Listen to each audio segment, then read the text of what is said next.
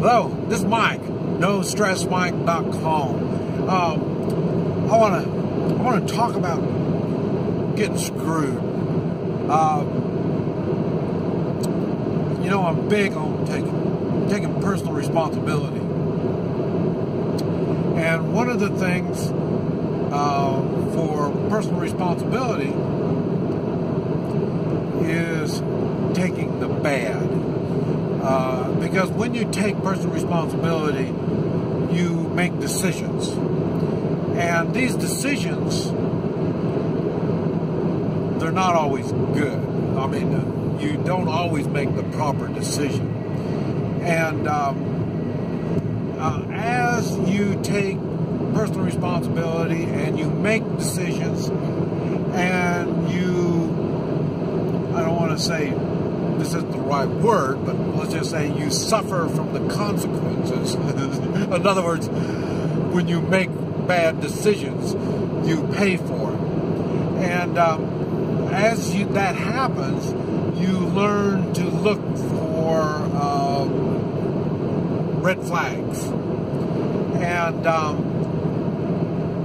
so in other words, you're looking at all kinds of things you look at. You look at the personality of a person, the way they dress, the way they act, the way their environment. There's all kinds of things you look at, and you just have to figure this out. It takes experience. This is why I think a lot of people don't take personal responsibility, because it's work. You have to do it, and you have to suffer from the consequences, or you're rewarded from the consequences, depending on how it goes. And what I want to talk about now is some of the bad things that have happened to me, that I took personal responsibility. I didn't do my homework properly, or there was flags that I saw that I didn't really respond to. And just because you see a red flag doesn't mean it's dump it. No, you research it, you figure out why.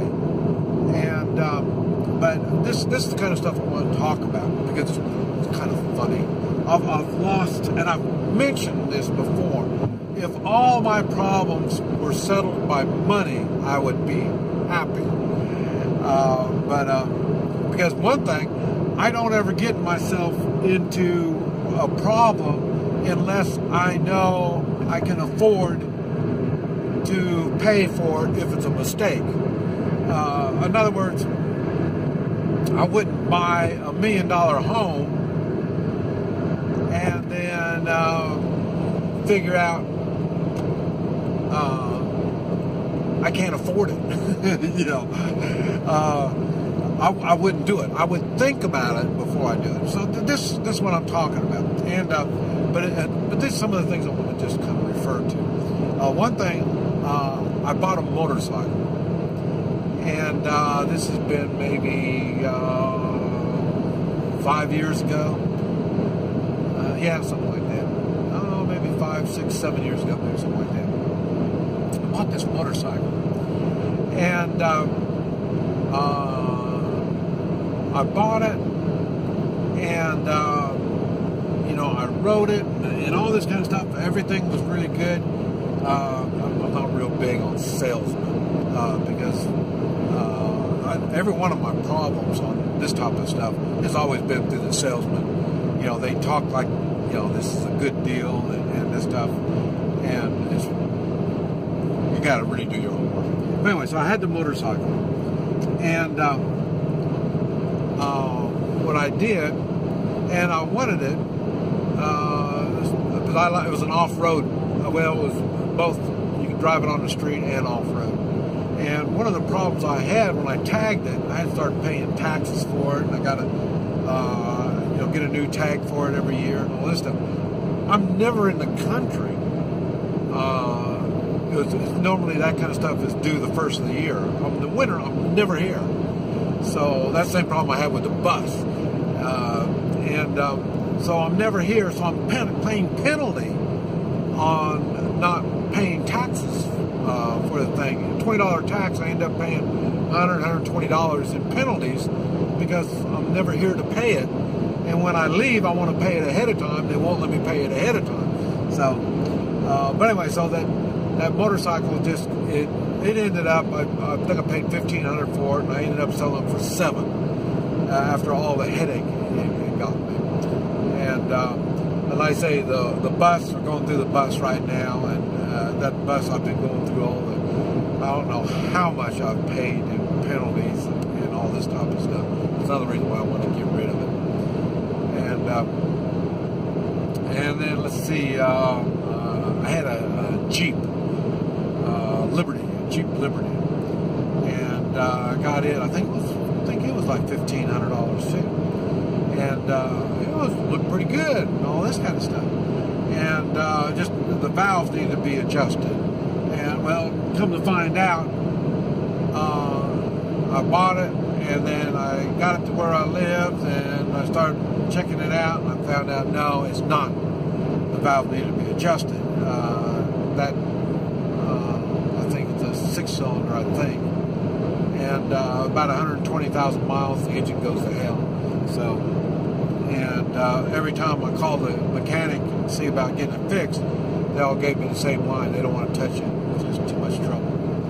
And so I ended up selling that, I think, for $800 or $900, something like that. So, but that one, I didn't even get it tagged. I mean, just getting it home, I knew there was something wrong with it. And like I say, I test drove it, everything seemed to be good, stuff like that. But same thing, right back to the salesman. The salesman, you know, was, and I think it's funny when this guy, see, neither one of these was off a lot. And so, but they don't understand, when they screw me, not only, I'm not going to give them any more business, but I'm not going to send anybody their way. And so, and I think it's funny because they'll do it for just a few $100s. They will screw me for a few $100s, but it gives them a bad name. So, you know, I just find that really odd. Don't they think about this stuff? So, maybe that's one reason why I don't sell things, because if I was to sell something, I'd have to back it up. I'm just going to sell you a piece of crap and then, you know, it doesn't do it. No, even on stuff that I sell, I tell you exactly what's wrong with it. You know, I mean, no big deal. So, because when you know what you're getting into, it's a whole lot easier to deal with whatever happens. The problem is when you don't know what you're getting into. And that, now I'm talking about stuff, but still, it applies to all kinds of things. Even this car, I got this car a year ago. I came back a year ago and I got this car. And I got it from, and I thought, well, I'll go to a dealer. So I pay more for a dealer and all this kind of stuff. And what happens, the transmission's not right. So I'm gonna have to be, I'll be fixing the transmission before long. I mean, it's nothing severe, but it's not, I try to keep my stuff running good. It might look like crap, but it runs good. So, so even going through a dealer doesn't really take care of the problems. Now, but like I say, so when you take personal responsibility, it takes practice. You're going to make mistakes, and you pay for the mistakes. You always look to see, before you take responsibility, what's the worst that's going to happen. And then if you know what's the worst that's going to happen, then you can decide, do you want to follow up or do you want to keep going on with it?